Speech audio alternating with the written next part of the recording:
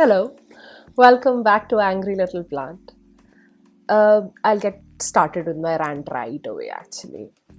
India is a very tech savvy country. We have a lot of people among us who work in information technology, and I think that might be one of our primary exports to the world, right?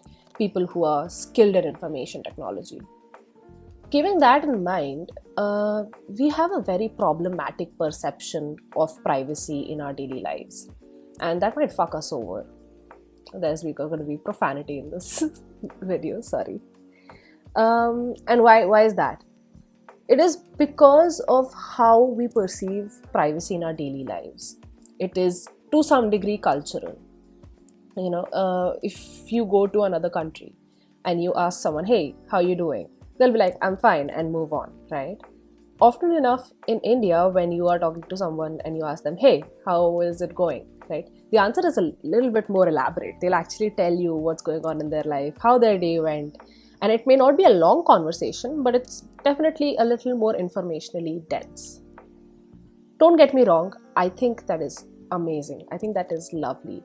I think that in an era where we are headed towards building connections with AI, this kind of a cultural setup will actually keep us grounded to people, to actual human people whom we can reach out to. And I hope everyone has those connections in their life. But this also becomes a bit of a hindrance when it comes to understanding what privacy means to you in your life, right? And this video is simply about what I believe the right approach to understanding privacy is. And if you want to know why am I qualified to talk about it, I'll put the link in the description, and I will also, you can find me on Instagram. So basically I've been working in the privacy space for a little bit.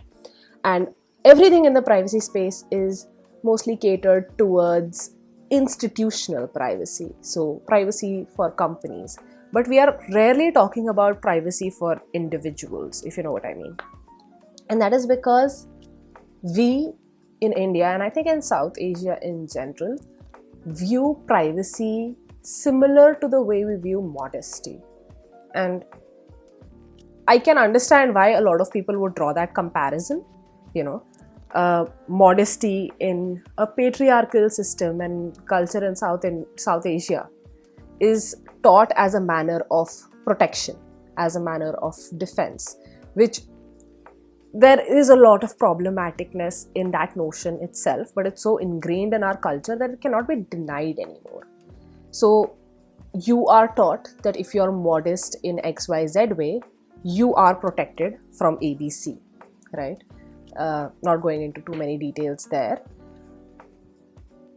The problem there is that these concepts are not that similar, and it translates into real life in the sense of, oh, if you have a private Instagram account, you are safer than when you have a public Instagram account. While that is logically true in real life, the mechanism doesn't work the same way you think it does, right? Privacy for an individual is not akin to modesty, especially if you're trying to look at it from a more progressive standpoint. It is more about hygiene. And let me explain this because it can be taken the wrong way very easily. Let's just say I am living in my house, right? And the house is very cluttered. And it's very easy for houses to become very cluttered. Happens to everyone, right? So if my house is really cluttered and tomorrow someone comes and takes something from my house, right? And I tomorrow can't find it, I will firstly not know that something was lost for a long period of time, right? It will take me looking for that specific object, looking for it for a long time because my house is messy, and then going back to the events of, oh, who came into my house, oh, who could have had access to XYZ, to figure out where this object went, right? I think it's a similar case with data privacy. You have to have your ducks in order for you to have a shorter reaction time when things go wrong. Much like a real house, it is very important for you to make efforts into cleaning your home, cleaning your privacy space, to ensure that if tomorrow something goes messy, I can reach the right thing at the right time. I know what has gone wrong, right? And it's not always your fault, which is like the second point I'm going to make. But at some point, you just want the option to not be in the public perception or do something differently. And being mindful gives you that choice. Moving forward, the second problem. The second problem is that we have this perception that if I am not doing anything wrong, I do not require privacy. And that's a weird way to think about it, right? Now, look at this analogy, right? Is keeping your house messy a crime? No. Stealing things is bad. It's a crime. So it's not my fault for having valuables in my house. And I can't always know everyone else's intentions, which is why I need to be mindful. I need to keep my valuables safe. I may not have to keep it all inside. I can have like a silver horse statue that is this big that is kept in my drawing room, but it's in front of me. The environment is pretty much in my control, that I will not lose that horse to me, let's just say, me being careless. Like, if you believe that you are safe simply because you're not doing anything wrong, you need more exposure in life. You need to know that there are certain groups that are more vulnerable to others. And if you happen to fall in one of those groups, if you're one of those people who's more vulnerable, like the main example here is women, genderqueer minorities, anybody who has a voice and wants to say something that someone else won't like, right? You need to be able to protect yourself. You're not doing anything wrong. You may be doing something right, actually. But that's why you need to know how to protect yourself. In fact, learn regardless. Learn without any reason. Okay.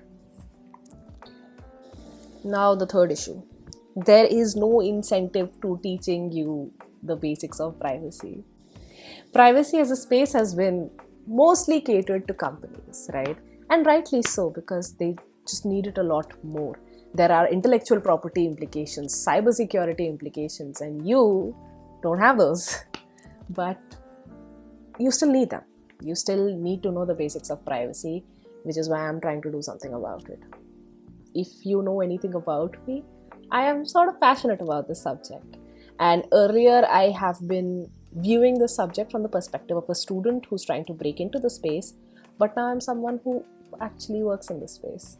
So I am trying to move the discussion forward. And what am I going to do about it is I'm going to start a series. I'm going to start a series which will be the data privacy equivalent of how to clean your house, how to organize your house, that everyone can do it. Every person can do it, irrespective of what is your standing in the digital world, what is your, digital social status. You can be an influencer, in which case things would be a little more complicated for you. You can be just a normal person who's trying to protect themselves.